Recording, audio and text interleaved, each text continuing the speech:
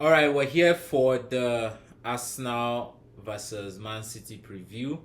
Here with me is your favorite Arsenal fan, Kim, and he's gonna be sharing his thoughts on the game.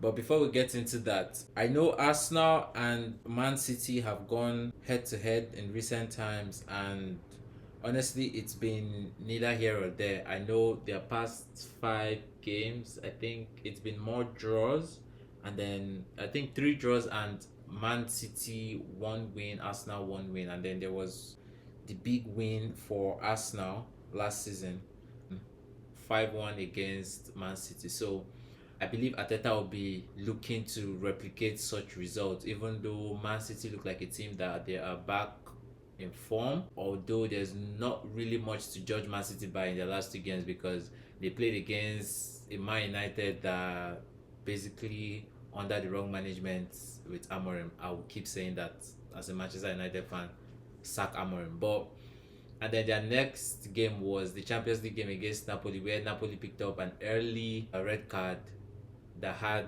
Kevin De Bruyne subbed off in like the 27th or 25th minute. And Man City still went on to drag the game up until the midway of the second half before getting their first goal, and then the second goal by Doku. Haaland got the first goal. So there's not really a lot to judge Man City by going into this game. But Kim, so what do you think is your what are your thoughts going into the game? Well, I believe like this is a game that we could, grab by the neck. You know, Man City aren't looking as strong as we expect them to be. Although, like, I guess that's what you expect from them getting in, like, new players. So I guess they're still trying to find their rhythm. Although, don't get me wrong, the players that they have are excellent. Well, I guess they're just having difficulties finding the rhythm at the moment. So yeah, I believe if we just get our midfield chemistry correct this time, then for sure, like this should be a match that we should be able to win. So, what's your reaction if Man City goes on to win this game? Honestly, I wouldn't be surprised because I mean, if you look at, for instance, the Liverpool game, honestly, like when we face big teams, I'm not really surprised anymore if we lose because for some reason against, I mean, and this was something like we used to do in the past when we didn't have that confidence on taking big teams. We'll rather just sit back and defend. Yeah, I mean, Obviously, I'm joking. Atletico Bilbao is not cannot be considered one of the big top six teams in the Premier League. But yeah, go on. yeah, so like I mean, as of recently, we've been anytime we face Man City or Liverpool or Chelsea. Well, let me just focus on Liverpool or Man City. We always like go with that attacking mindset, but when we faced Liverpool, right, we were basically like trying to defend for the first 60 minutes of the match and trying to attack 30 minutes. Yes. I'm like, Mm. I mean, it's a good tactic, but like you don't be doing that against big teams. And I was pretty surprised that we did that, and we also like went up with that lineup for the midfield. So for Man City, I expect us to. I mean, definitely, like I know that Arteta is gonna probably want to try to do the same thing, but I would highly suggest that he should just go with the attacking mindset and scrap the whole defending for 60 minutes and attacking for 30 I minutes. don't know why you're sounding this deflated, despite Arsenal coming into this game with a big win in the Champions League. I mean, yeah, I mean, can't really call it big though because I mean they left it kind of late, and I mean if you think about it, like for the first half, like first 15 minutes, we didn't even score anything. It was still 0, and it wasn't even looking like we are going to score until we had to make those two substitutions, and that's when things changed.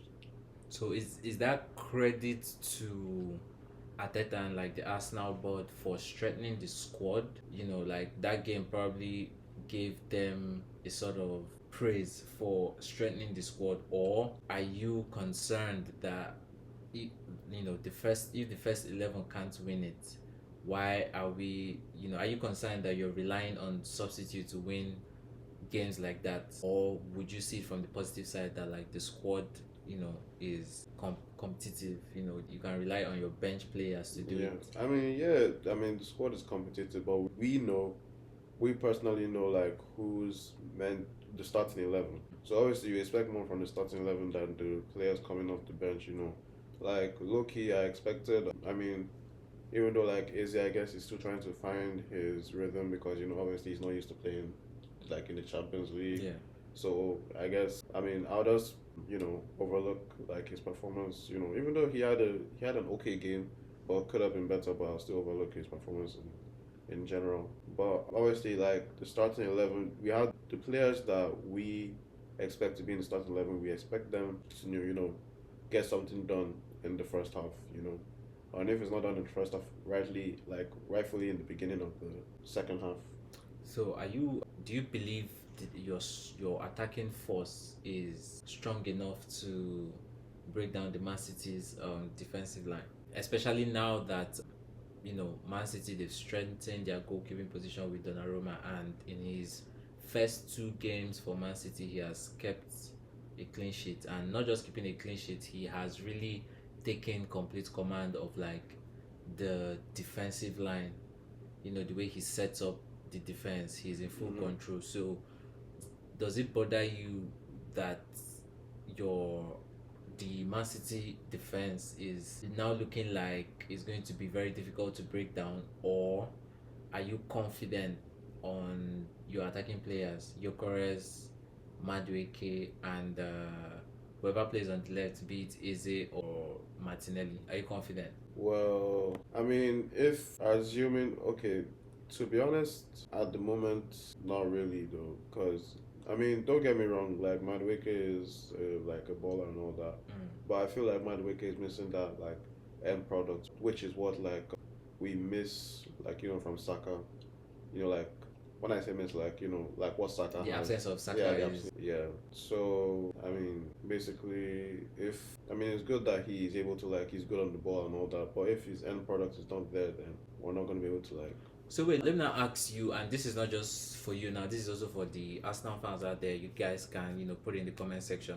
If or when Saka comes back from injury, Madueke is also fit, who do you start? Well, knowing Arteta, I mean, are you asking me personally? Yes, you personally. Who would you prefer to be to play the right wing? I'll probably say Saka.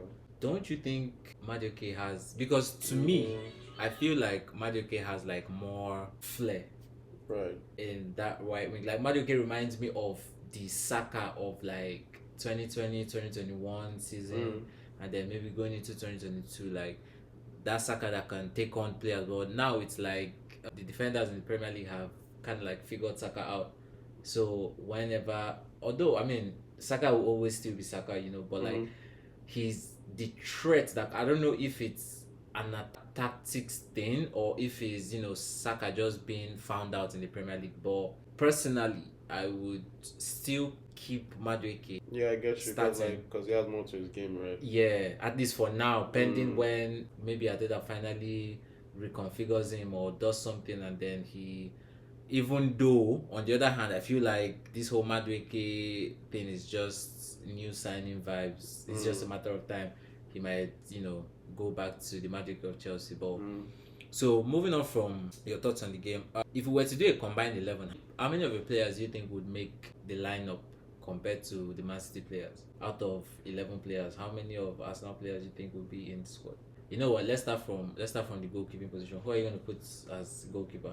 Between Donnarumma and Raya. You'll probably be done. Donnarumma versus. You're ungrateful, though. Not really. Raya has kept 42 clean sheets in 100 appearances. Yeah, but that is also due to the fact that we have a good defense as well. Defense. But regardless leave that defense thing, bro. Raya, okay, this season alone, I still can't get over that Cunha's shot that he saved just with his pinky finger, like from the line. Bro, Raya right now is like, if we're talking of football echelon, he's like a Real Madrid standard. Well, it's understandable. Donnarumma has won the Champions League. Arsenal have not won the Champions League. So exactly, and it's Donnarumma that basically what's it called, that didn't allow us to like reach the finals in the Champions League. I don't understand. How is it Donnarumma's fault? It's Donnarumma. Is the Arsenal's heritage. Arsenal cannot reach a Champions League final. It's not. Is something that has been sown as a seed in the soil of Emirates Stadium. So let's move on to the defense now. Right back, who are you having? Right back, I would say Timber over. Who plays right back for Man City? Is Steve Guav? Okay, no, it's this guy that they signed. Aït-Nouri. Yeah, I still choose. Timber. Well, flesh out. Okay. Centre back pairing. I would say Saliba and Saliba is injured. my bad. Yeah, Gabriel and this guy is he their centre back or Ruben Diaz. yeah, Not man. Mosquera. Nah, not Mascara. Why? I'm being like neutral. You're And trying to be realistic. First, I mean, I would choose Mosquera. I would choose that Gabriel and Mosquera pairing because that thing is solid. You know, the way it's looking now, if Saliba was to actually come back, he might, sit stay on the bench for a while. Yeah. If Arteta is that coach that gives players That play well. playing time, Saliba would first, because if you remember towards the end of last season, Saliba started having like shaky moments, and he was now beginning to show us that the stronger pair, the stronger unit in the pairing between him and Saliba was actually Saliba. I'm sorry, between him and Gabriel was actually Gabriel, because Gabriel went on injury and then that's when he started getting exposed. Yeah, Saliba started to cast. So okay, that's a centre back. Okay, left back. Who's the left back for Man City, who played their left back for their last game was O'Reilly, but I know, bro, those guys don't have a proper left back. So who plays? Is it for us? Calafiori and then Miles Lewis Kelly. Yeah. Lokio, I think I would always pick Miles Lewis Kelly over Calafiori. Yeah, because like if you're looking at defensive aspects of the game, Skelly is better than Calafiori. Usually struggles at that left back, especially against defenders that are against like wingers that like love to like cut in and all that. Like he just can't just like get a hold of them. Yeah. Basically, yeah, that's why like I think in the Liverpool game, he kind of struggled against Salah in a way that's why this nigga had to always like come and help him out. What I think it was Martinelli that started that match, right? Yeah. Martinelli was an assistant left back in that game. So okay, me, I would pick Miles Lewis Kelly over Calafiori. So midfield three. Wait, is this a dude back from injury? Who's that? Or was he even on injury? Rodri. Yeah, he's back from injury. Okay, yeah, Rodri. Then I would say Foden. Which other midfielder do Man City have? Jan Rangers, Rodri. This guy that is on injury now. This Egyptian guy, Mamouche. I see. But he's injured. I don't think. He's not back yet. So what's your three? I'll say Rodri, Foden, and I would have said Izzy, but we don't know whether he's going to play in the midfield because most likely he's probably going to play on the wing. Yeah, but he's a midfielder. You can put him there. Okay. Yeah, then I'll put him there. Yeah. Izzy who? Izzy, Foden, Rodri. I beg, explain who is playing the. I know Rodri is playing the 6. Who's playing the 8? Foden is playing 8 for you. You be coach. Then who's playing your 10? Of course, not Izzy now. Wait. So where do you put Zubimendi? Where do you put Merino? Where do you put Rice?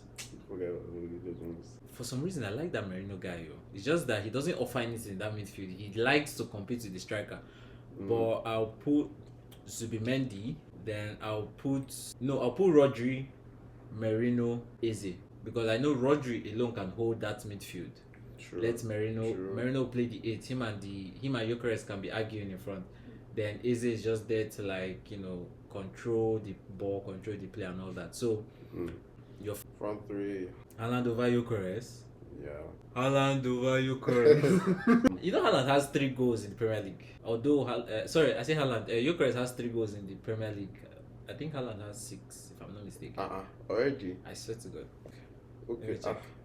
I know Haaland already has like 5 or 6. But yeah, go on. What's your front 3? Yeah, so Haaland, Mark 5 goals. And I don't want to say Martinelli, to be honest. There's Doku. That's true. There's remember, I'll take Doku for sure. Doku, then so it can be so I was either I'll take Doku over Madueke actually. Then Doku plays from the left, sir. For real? Doku plays from the left. So who plays your right? Okay. Yeah, okay then Doku, Madueke and Haaland. Me, I would say Gyökeres, because I believe with better wingers like Doku and then this guy that plays right wing for Bernardo Silva, I will choose Bernardo Silva over Madueke. So Madueke, Gyökeres, and Doku for me. That's my combined 11. Man City, Arsenal. Yeah. So you guys, let me know in the comment section what your combined 11 is for this game. So now let's talk about the scoreline prediction. 6-0, 7-0. You guys are home. Yeah, I think it's gonna be like a 3-1. It's not your fault. It's your fault. You'll be winning until it gets to the time to win and carry something. Let your armpit let armpit show nothing. You'll be coming through. But my scoreline prediction for that game, honestly, I see Man City winning the game. Not because they are going to like outplay Arsenal, but because like there's this momentum now with the team that, especially Doku and Foden now has like picked form in his last 2 games. I think he has had a goal and an assist because he was one that gave Haaland the assist in the Champions League game. So I see a narrow 2-0 win for Man City. Sorry, 0-2 win since Man City are playing away. So I see a narrow 0-2 win. But then it depends on how Arteta actually starts that game. If Arteta is brave enough to like attack, yeah, I believe Arsenal can win that game in the first half because they have everything it takes. Their defense is tight, the midfield is solid, they are attacking front. Even Martinelli now is on a high, Trossard is on a high. So who to even start on that left wing is looking like a good headache for Arteta compared to last season. So let's see how the game goes. So guys, that brings us to the end of the Arsenal versus Man City preview. Please like, share, subscribe. Let me know in the comment section if you enjoyed the video. Let me know in the comment section what you think about Arteta going into this game, either being defensive or courageous. So we'll see you guys in the next video.